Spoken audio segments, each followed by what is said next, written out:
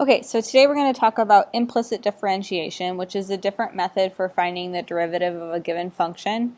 So in general, what we've been given up until this point is explicit functions. So we're given functions that are in the form of y equals something, and then we find the derivative kind of directly from there. So today we're going to be dealing with functions that are not in a y equals form, and so we'll end up differentiating implicitly, which we'll learn how to do here in a second. So to start and kind of show you how this works, we're going to start with this curve of x squared plus y squared equals 25, which is a circle centered at 0, 0 with a radius of 5. And your job right now is to find y and then also find dy dx. So find what y is equal to and then differentiate. So I'll give you a minute, pause the video to do that. Hopefully when you got there you should end up with y is the square root of 25 minus x squared. And then when you do differentiate that, you end up getting negative x over square root of 25 minus x squared. So you'll bring down the 1/2 and then you'll reduce the power by 1, get negative 1/2, and then multiply by the chain rule, multiply by negative 2x. So that's where that negative x is coming from, and the 2 from the 1/2 and the 2x will end up canceling out. So you'll end up getting that for the derivative. So this kind of leads into my first example. What if I didn't want to solve all my functions for y? And in some cases you can't actually solve for y. So there must be still a way to find the derivative, but just not doing it by solving just specifically for y and then differentiating from there. So the way we do that is keep the function as is.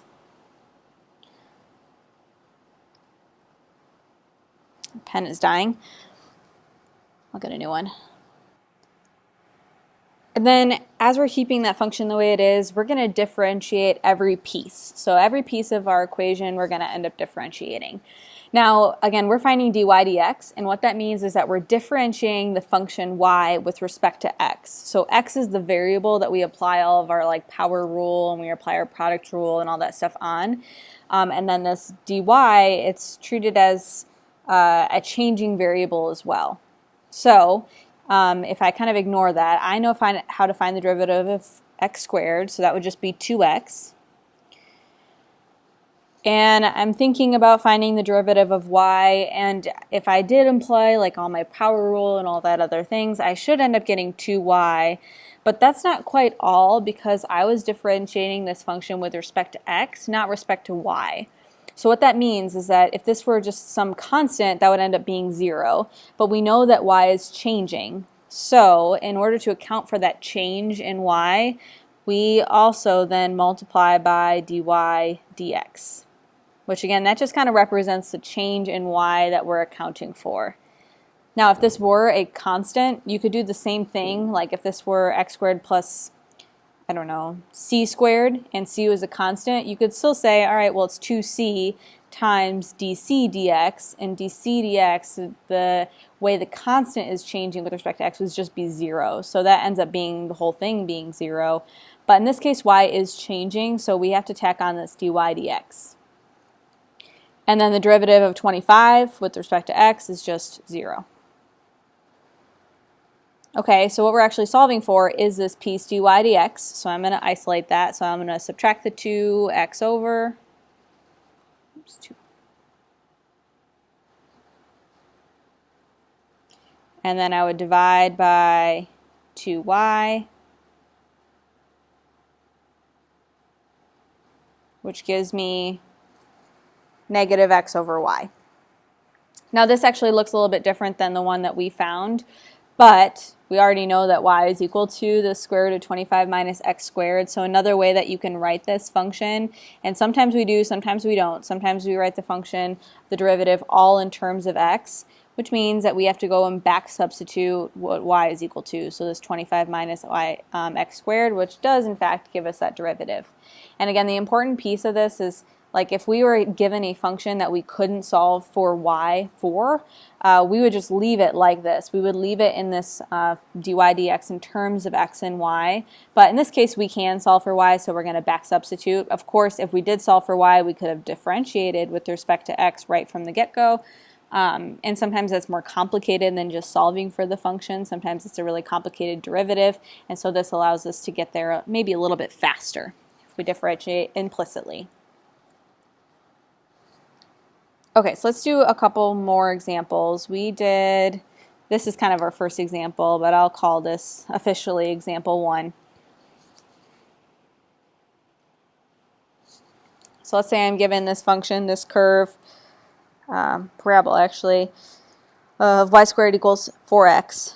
Again, this isn't in the terms of just y equals, although we can solve for this pretty easily, but we're going to differentiate implicitly, which means that we differentiate each piece, but anything that is not in x, we have to tack on a d something dx. In this case, dy dx would be our variable in question that is also changing.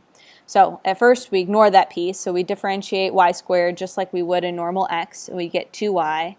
But again, because it's not x, we tack on a dy dx to account for the fact that y is changing. And then we differentiate over here. Derivative of 4x is just 4. So I solve for dy dx because that's what the question was. Well, I didn't actually write that, but that's what the question was. And I simplify, and I get 2 over y, which this is something where we could have solved for y right from the beginning. So if I did solve for y, I'd get the square root of 4x, which is, square root of 4 is 2 root x. And so I could back substitute and get a derivative all in terms of x, which is 1 over root x. So I think all the ones in the book are going to do that, but again, like there are times where functions aren't able to solve for that, so you have to leave it in terms of x and y, but I think most of the questions that you have will end up back substituting so that you have your equation all in terms of x, which means that we could have solved for it and then differentiated, but for these ones in your homework, please don't actually differentiate implicitly because you do need the practice for it. Okay.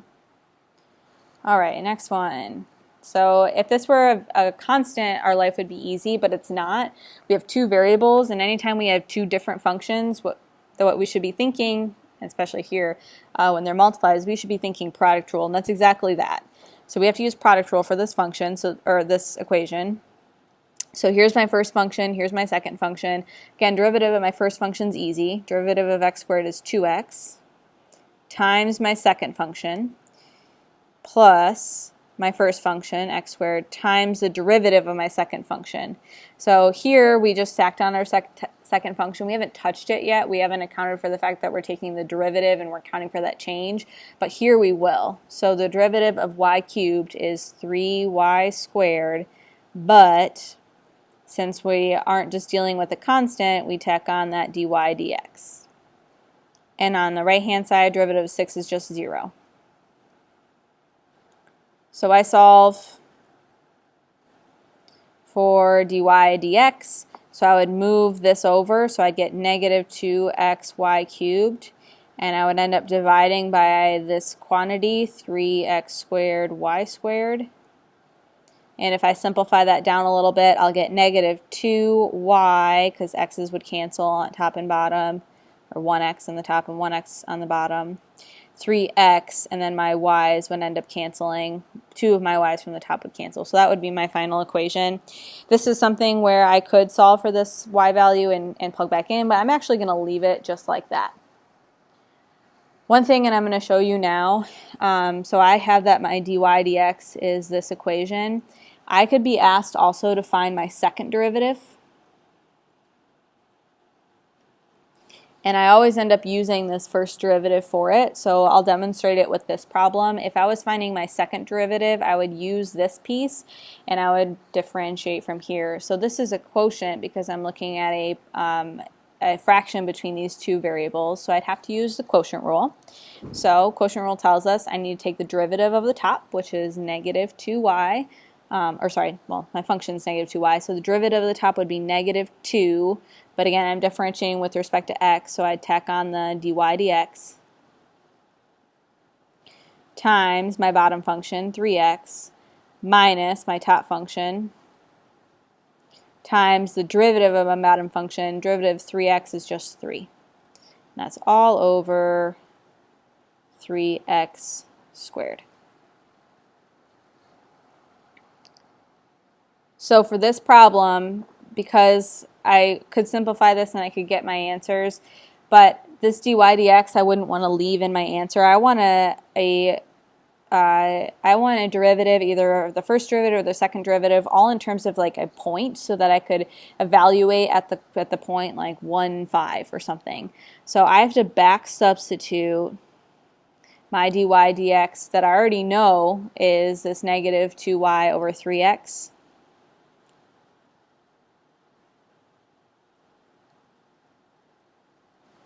And then this simplifies to plus 6y over 9x squared. And I'm going to run out of room here, but I'm going to simplify a little bit more. So these 3x's will end up canceling out, and that's not always the case. It just kind of worked out for this one. And then this on top would end up being 4y. So I'd have positive 4y plus 6y gives me 10y over 9x squared. So that would be my second derivative, while this here is my first derivative. So you could do that for all the ones. I just wanted to do it for that one so you're aware. Let's do a couple more.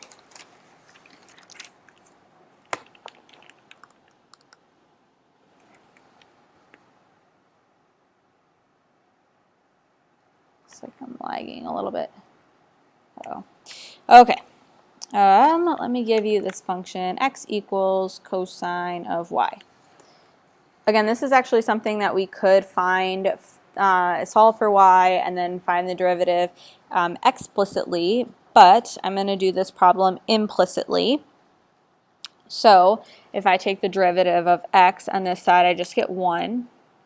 And if I find the derivative of cosine is negative sine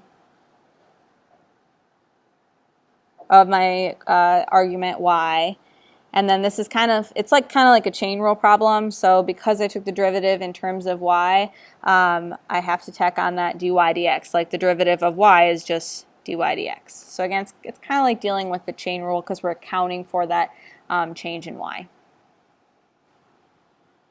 And so this one would end up being 1 over negative sine of y.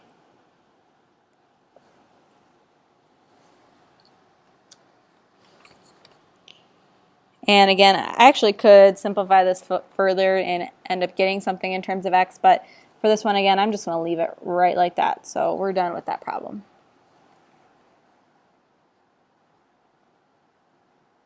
Oops, I'm going to make that cotangent.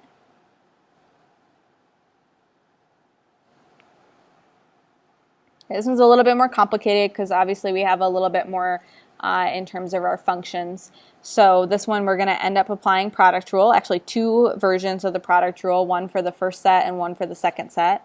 So let's start with the first set. If I find the derivative of my first function in my product rule, derivative of x is just 1 times my second function, which is y, plus my first function x times the derivative of y. So derivative of any just single variable is 1, but derivative of y is dy dx.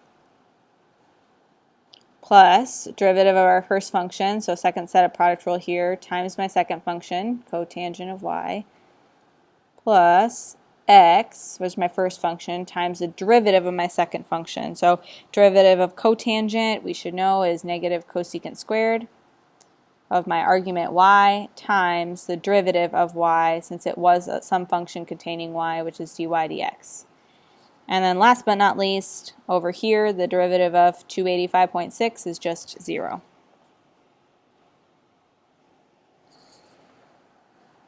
Okay, so I simplify. I'm going to move everything that doesn't have a dy dx over to the other side.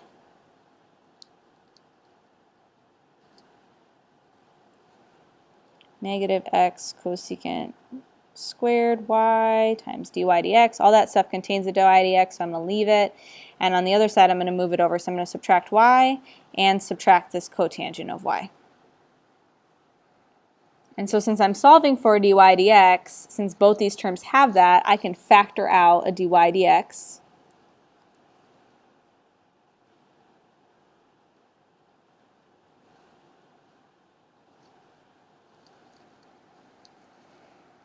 And then last but not least, in order to solve for dy dx, I would divide by that whole quantity.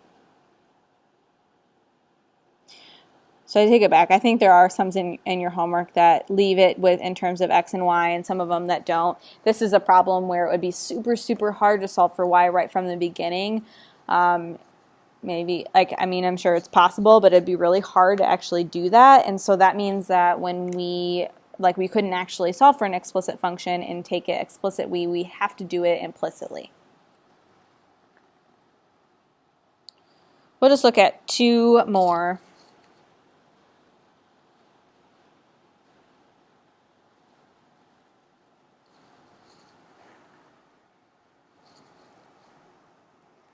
So again, thinking of all the possibilities, I'd have to think about potentially like a chain rule situation. So I have a outer function and then I have an inner function, and that inner function that I'm dealing with is actually a product. So there's a lot going on in this one. So let's start with just in general chain rule, because that's kind of the first piece.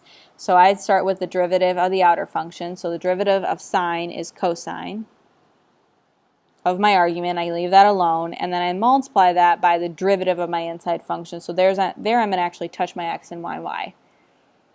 So that is dealing with a product rule. So the derivative of my first function, x, is just 1 times my second function, y, plus my first function, x, times the derivative of y. Derivative of y is just 1 times dy dx.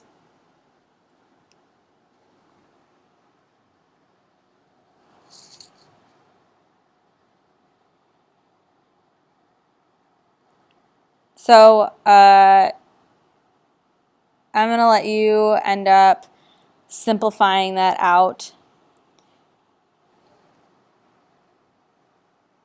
Oh my gosh, I made a mistake. This should be a 0. Derivative of 1 is 0. Forgot to take that on that side. So I'm going to let you simplify that out. What you should end up when you simplify that out, you should end up with dy dx is equal to negative y over x. So hopefully you get that.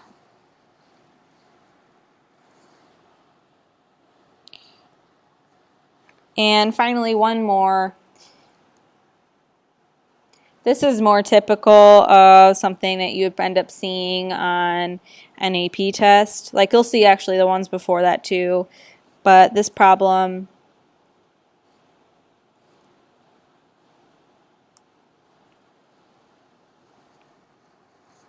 you'd be given some long curve like this, and it might say find dy dx at a particular point. They'll have you evaluate dy dx at say 1, negative 1. So I just kind of made that up right here, so I don't know necessarily the answer to this problem, but let's say that we're finding dy dx at that particular point. So in order to find dy dx, this line again means evaluated at. We use that a lot of the time when we're dealing with more than one variable. So dy dx evaluated at this point, x equals 1, y equals negative 1. I would differentiate this implicitly because I'm dealing with lots of things and I can't really solve for x or y. It's not a nice function to do that.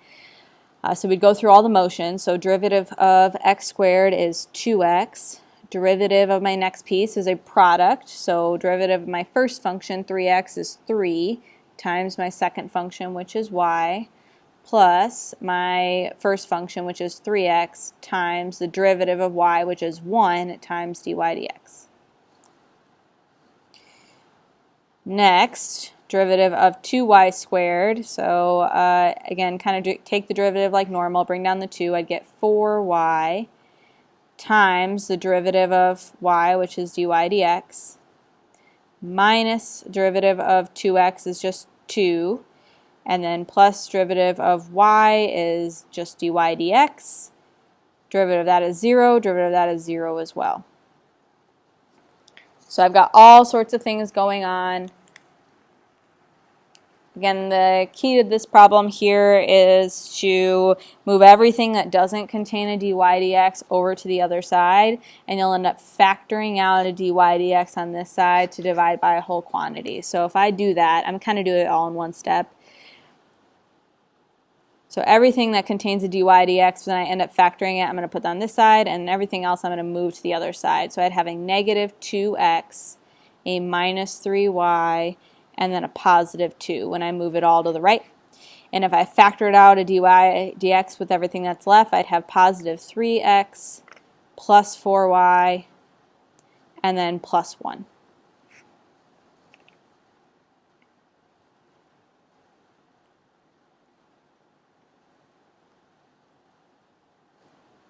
And when I divide by that whole quantity,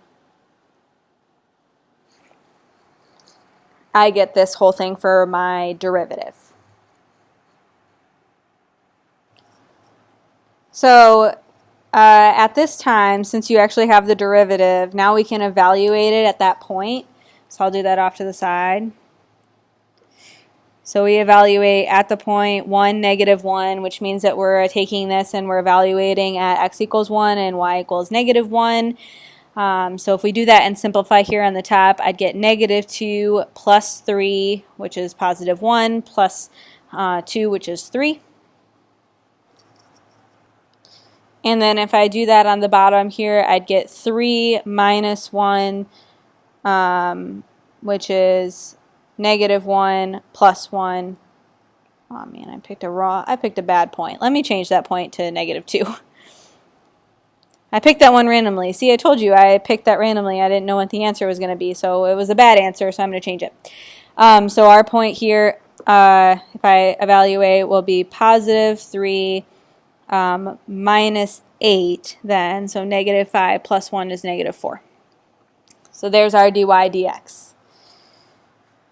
Okay, so a lot of times on here we're also asked to find not only dy dx, our derivative, but we're asked to find our second derivative. So if I was going to do that, and I'll kind of demonstrate it here for you again one more time.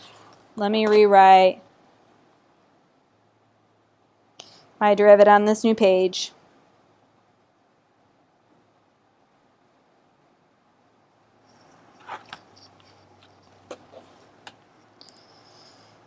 This can become a huge jumble, and say we actually want to find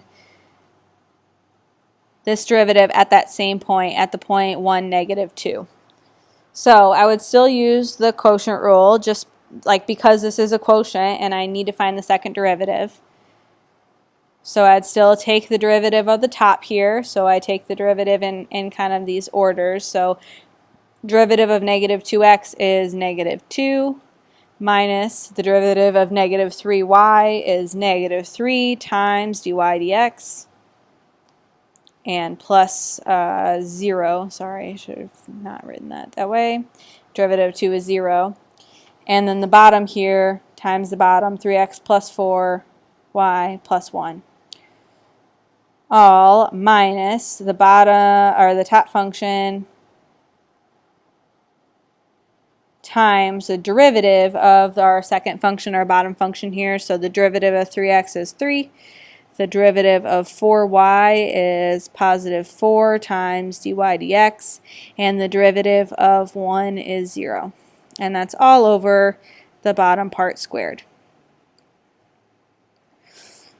So what I will say, instead of, because we already did this part where we like back substituted dy dx in here, I will say if our end goal is to just evaluate, we already know that dy dx evaluated at that point is negative 3/4. We just found that. So instead of back substituting this in for dy dx and then evaluating, back substitute this value in for dy dx and evaluate all of your x's and y's at that particular point as well. So I don't know what the answer is necessarily, but I wanted to at least go through that process because it's a lot easier than back substituting the whole thing and then evaluating, because we already evaluated. So back substitute the evaluated version in, if that's our end goal, is to evaluate. Now, of course, we couldn't do that if our end goal is just to find the second derivative in terms of x and y. But if our goal is to find the second derivative at that particular point, we can always back substitute the evaluated dy dx in there, and it makes our life way easier, a lot less math, a lot less algebra skills or algebraic parts to that problem.